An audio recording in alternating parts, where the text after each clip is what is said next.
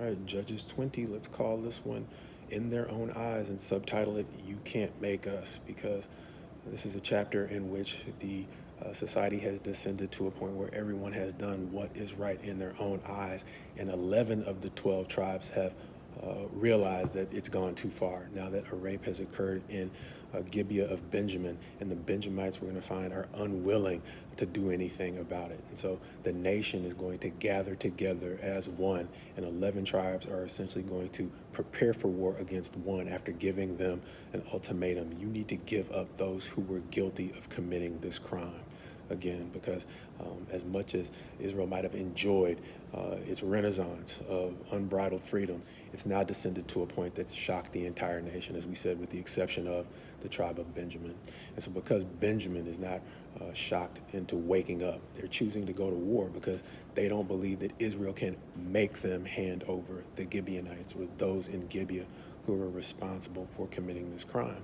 So because by this time they have a number of skilled soldiers, it is not clear how much confidence they put in those soldiers, but it seems that the place that Israel has descended to at this point is a point where, if it wasn't obvious when the Danites simply took what they could and told Micah to go home and don't worry about it, or when the men of Gibeah raped the Levite's concubine and said there's nothing you can really do about it. Now the entire tribe of Benjamin is making it pretty clear that this culture is functioning on the principle of might makes right. And if you can't make us do right, we're not going to do it. And those are the battle lines around which this civil war in Israel are going to be drawn.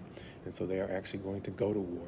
And in life, sometimes it's the case that the just cause does not always win. And early on, the greater part of Israel is going to consult God to find out, should we go to war against Benjamin? And he is going to tell them to go, and he's going to tell them which tribe should go first. But the first day of the battle does not go well for the nation of Israel. Benjamin is going to prevail early on. It's going to seem like it's going to go that way for a while until we see another theme, a theme of presumption, rise up again, much like even though Israel was defeated at Ai, Ai's early success ended up providing its downfall, because in presumption they assumed the battle was going to go just like it had before. And so Benjamin's early success is eventually going to lead to its downfall, as Israel is going to draw them out into an ambush, because encouraged by their past success, they figure this time they're going to be able to chase the rest of Israel in the strength of their skilled soldiers. But what's going to happen is their skilled soldiers are going to be drawn out into an ambush. They're going to attack the town that they have left, and then they're going to cut off those strong soldiers and then cut those men down in battle. And so ultimately, thousands of men are going to die in a civil war that was completely avoidable if all they would have done was given up the few men who committed a crime in Gibeah.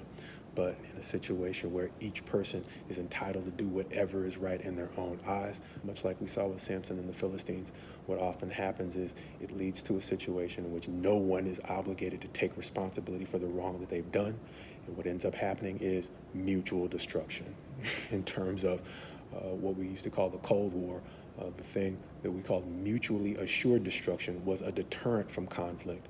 But in a situation where people have lost sight of consequences and are simply emboldened by their ability to do whatever they want, or they take on the attitude that we're not going to do anything that you can't make us do, then oftentimes it leads to unnecessary conflict.